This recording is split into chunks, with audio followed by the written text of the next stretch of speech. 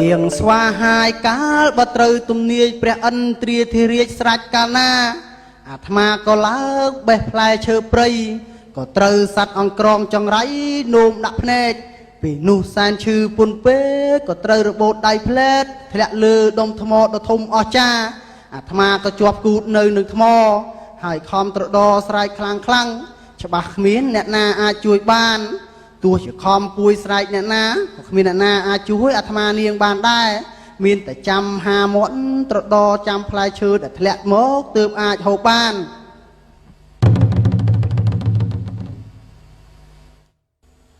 ដអននោះព្រះឥសូរយាមីគង់អើយមួយអង្គាគង់ក្នុងឋានកៃឡាំង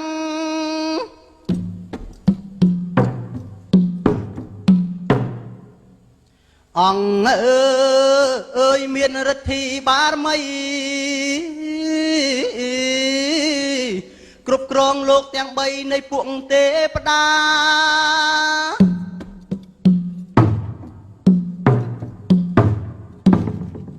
ថ្លែងពីព្រះឥសូរយាមី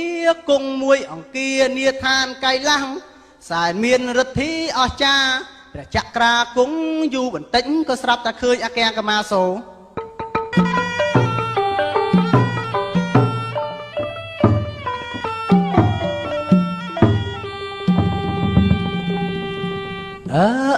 ណែអគ្គកម្មាសូរ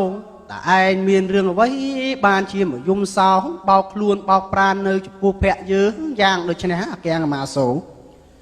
សូមក្រាបថ្វាយបង្គំព្រះករុណាថ្លៃវិសេសទូលព្រះបង្គំនេះសូមលាព្រះអង្គឈប់យាមចណ្ដាកែវទៀតហើយក្រាទូលចុះឯងមានរឿងអ្វីទៅអគ្គកម្មាសូរ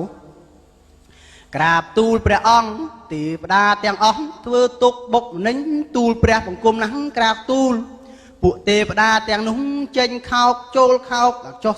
ដល់ជ្រុះសក់ក្បាលទូលព្រះបង្គំអស់ហើយក្រាបទូលមិនអីទេអគ្គកម្មាសូរណាឈប់យំឈប់ទួញសោកទៅណាយើងខ្សែបមុនវិជាការឲ្យចង្អុលដៃឯងមួយបើទេវតាណាហ៊ានខោក្បាលឯងចង្អុលទៅទេវតានោះនឹងប៉ើងហើយណាអគ្គកម្មាសូរ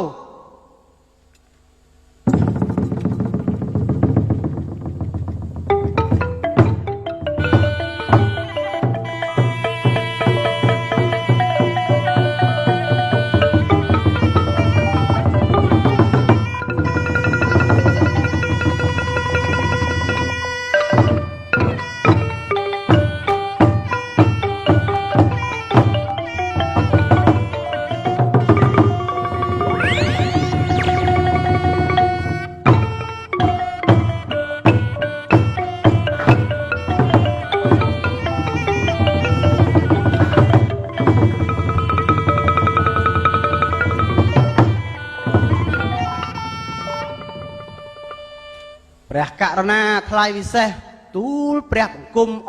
ព្រះគុណណាស់ក្រាបទូល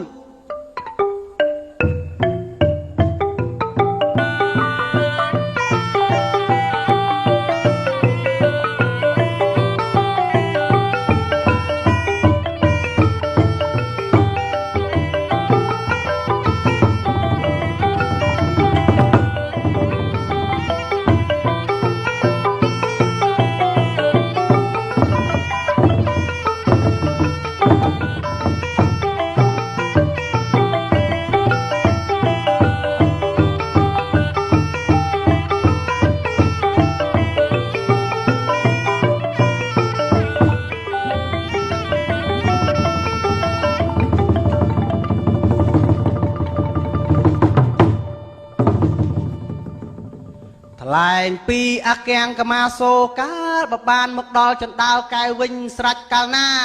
អាត្មាឃើញទេវតាក៏ស្រែកថាណែបងទេវតាហាមខោកក្បាលទូលព្រះបង្គំទៀតណាបើហ៊ានតែខោកទូលព្រះបង្គំនឹងចង្អុលឲ្យប៉ាងម្ដងអគ្គកម្មាសូរឯងខ្លាំងប្រពន្ធណាបានជាហ៊ានចង្អុលយើងប៉ាង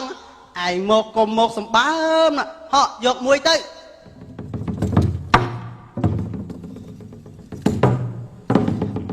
ណែណែបងឲ្យតែហ៊ានខោទៀនទូលព្រះបង្គំនឹងចុះបើយើងខោក្បាលឯងវាយ៉ាងម៉េចហ៎